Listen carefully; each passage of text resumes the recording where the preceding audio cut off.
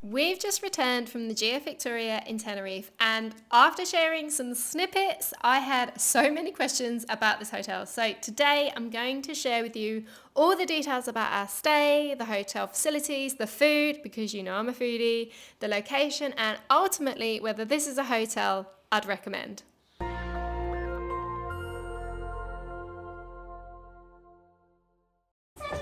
So before we get into the hotel facilities, I'm going to start by showing you our room because it's one of the first ways I judge a hotel because, well, I want to get a good night's sleep. So we had a senior suite and the room was set up perfectly for us as a family of 4. We had 2 bathrooms and there was also a sliding door which separated the 2 rooms. And there was also this little hidden kitchenette area which had some tea and coffee bits, a fridge, a sink, a microwave, and yeah, it was just really useful. We were also pretty lucky to get a balcony with a pool view, and to give you an idea on size, it had 2 seating areas, but by this point, I think it's safe to assume the kids like the room as well. This is amazing! This is amazing! Anyway, moving on. So the main reason we chose this hotel was this. But in all honesty, I wasn't actually expecting it to be as good as it was. I kind of thought this area was a little splash park for kids, you know, great for the 3-year-old, and hadn't quite realised the size of some of the slides and that they're suitable for adults as well as bigger kids, which I was not expecting at all.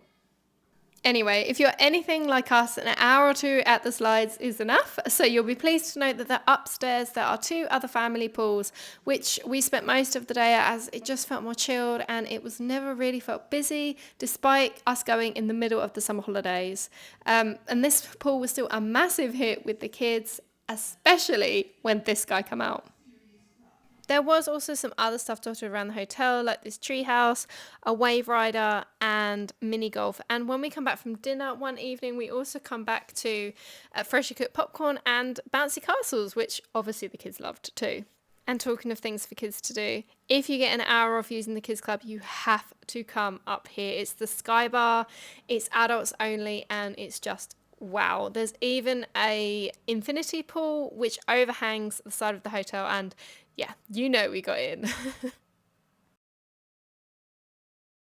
Anyway, this area is well worth giving yourself a break for. And of course, I'm a foodie, so let's talk food at the hotel because food options are a big deal for us. So we opted for bed and breakfast when we booked. So as part of our package, we got the breakfast buffet included, and what a spread.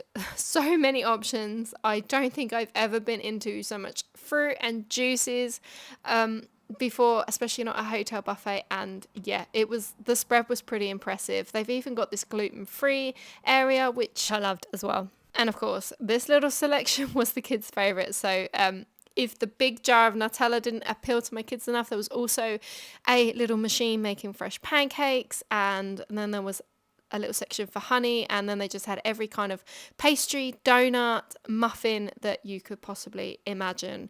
But to be honest, just the amount of fruit that the girls ate, this is Chloe eating dragon fruit, and honestly, just so impressed with the fruit choices at breakfast. So the hotel does actually have, I think, a Michelin star restaurant, but we have 2 little ones. So we decided to stick to the restaurant by the pool. Amina, I think is how you say it. Anyway, we loved it there so much that we actually cancelled one of our planned meals out so we could eat there again. So yeah, need I say more?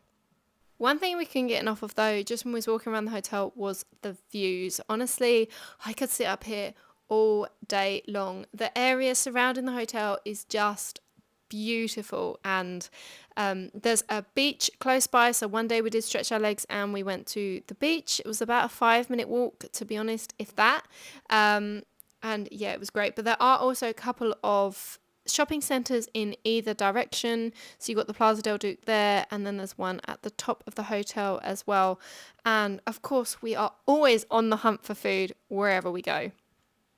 So that kind of sums up our trip at the GF Victoria, and would I recommend the hotel? Yes, I would. So if you like this video, don't forget to hit like and subscribe, and if you have any questions, drop them below.